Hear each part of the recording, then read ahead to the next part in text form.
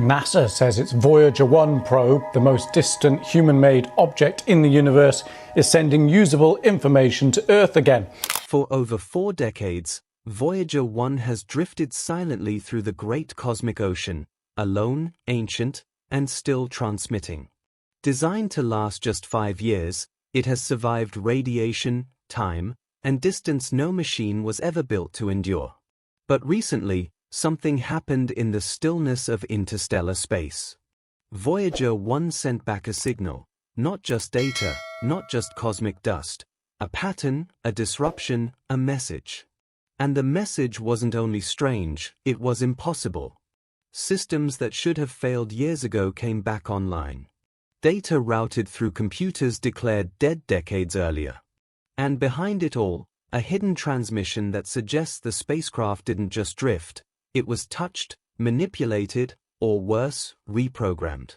Today, we dive into that signal, what NASA found, what they tried to hide, and what this unimaginable event could mean for the future of humanity. History. Launched in 1977, Voyager 1 was humanity's first emissary to the outer planets, and eventually to the stars. After completing its mission to observe Jupiter and Saturn, it continued onward, propelled by gravitational slingshots and driven by the unstoppable curiosity of the human spirit.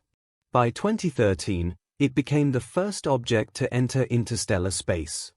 It has long since left the Sun's magnetic shield behind, floating in a realm untouched by any human device before.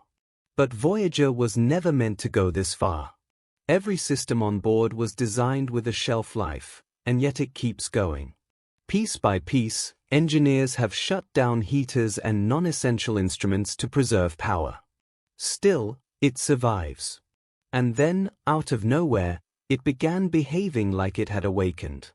In mid-May, NASA engineers monitoring Voyager 1 noticed something strange. The spacecraft's Attitude Articulation and Control System, or AACS, the system that keeps its antenna aimed at Earth, began sending garbled data. Not telemetry, not error codes, gibberish. But somehow, the antenna remained perfectly aligned. The signal strength was strong, clear, precise. It was like watching someone speak fluent English while claiming they had forgotten the language. NASA called it electronic aphasia. And that wasn't the strangest part. The corrupted data was being routed through a computer that had been non-operational for decades, a system that was shut down and declared unusable, suddenly active. How? Why? NASA's official explanation is that it was probably due to a wrong command from another computer. But off the record, insiders were terrified, because systems don't just wake themselves up. Not in deep space. Not after 45 years. The helipause. At the edge of our solar system lies the heliopause, a turbulent boundary where solar winds crash into the interstellar medium. For years, scientists believed this border was stable, even static. But Voyager's recent data shattered that idea.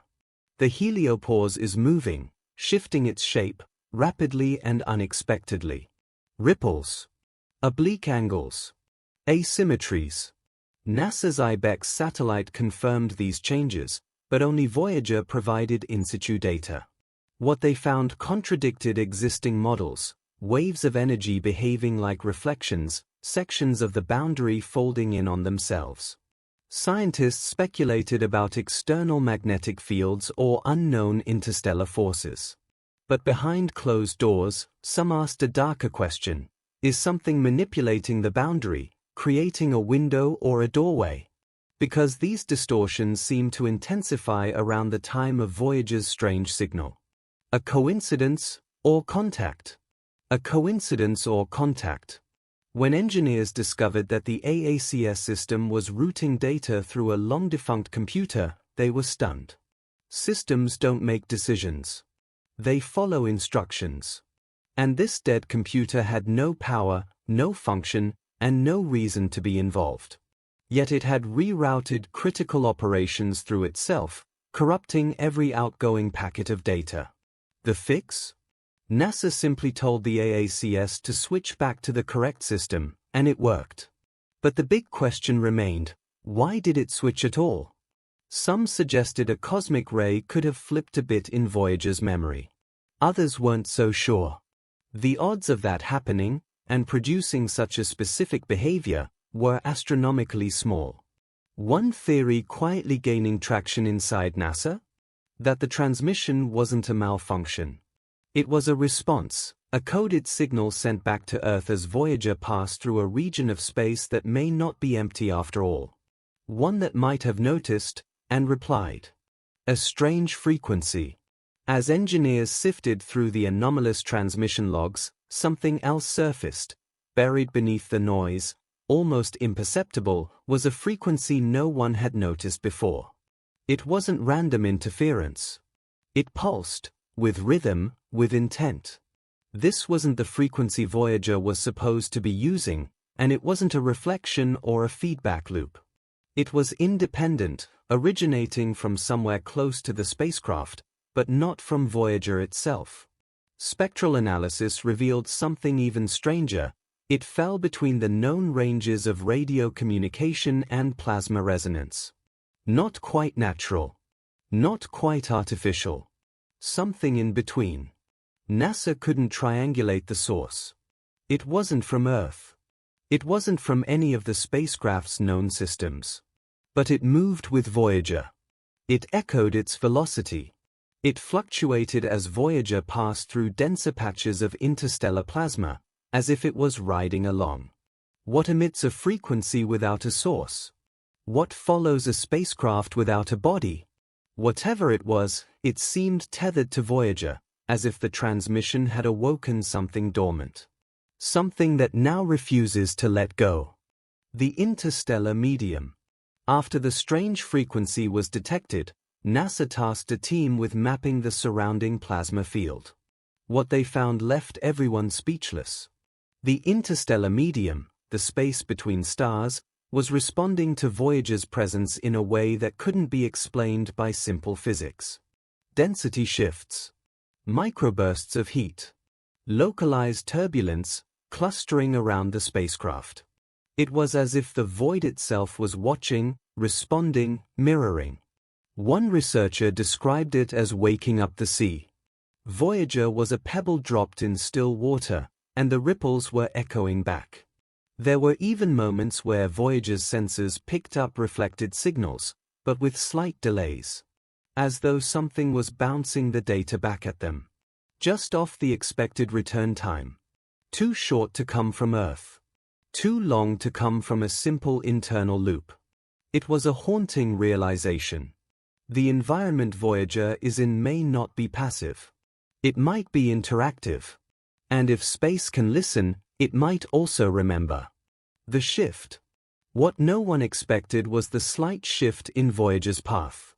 Minuscule, yes, but measurable. It wasn't following its projected course through interstellar space anymore. The change was subtle at first, barely noticeable over weeks. But the trajectory was curving.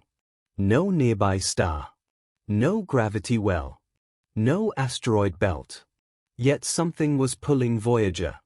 Not violently, but like a hand placed on its shoulder, nudging. NASA ruled out hardware malfunction. Thrusters were offline. Attitude controls weren't firing. Radiation pressure, insufficient. This wasn't random. It was directional. It was calculated.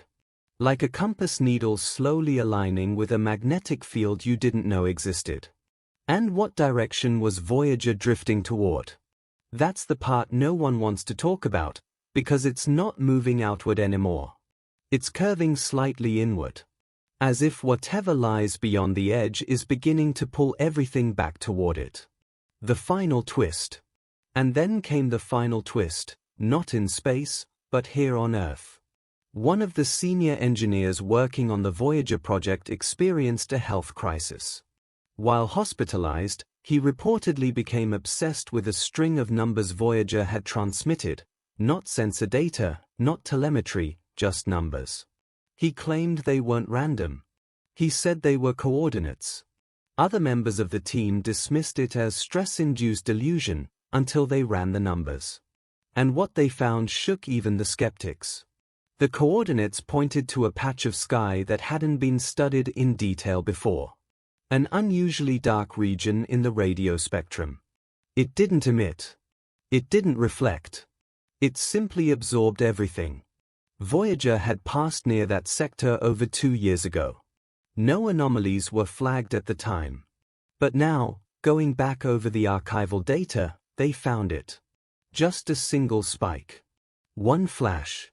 One pulse. A fraction of a second, and then silence. Was it a beacon? A warning? Or simply the first blink from something that has now opened its eyes? Voyager 1 was never supposed to survive this long, and it certainly wasn't supposed to speak again. Not like this. But across the frozen dark, it has whispered something back to us. Not just data. Not just static. Something deeper. A pattern that defies randomness. A shift that defies physics. A pull that defies understanding. And in the middle of it all, humanity's oldest messenger, now delivering a warning wrapped in code, distortion, and awe. We thought the void was indifferent. But what if it wasn't? What if space isn't silent at all, but simply patient? Maybe the unimaginable was never what Voyager discovered, but what it woke up. What it reached. And now, the question isn't whether we're alone. The question is, what happens when something answers back?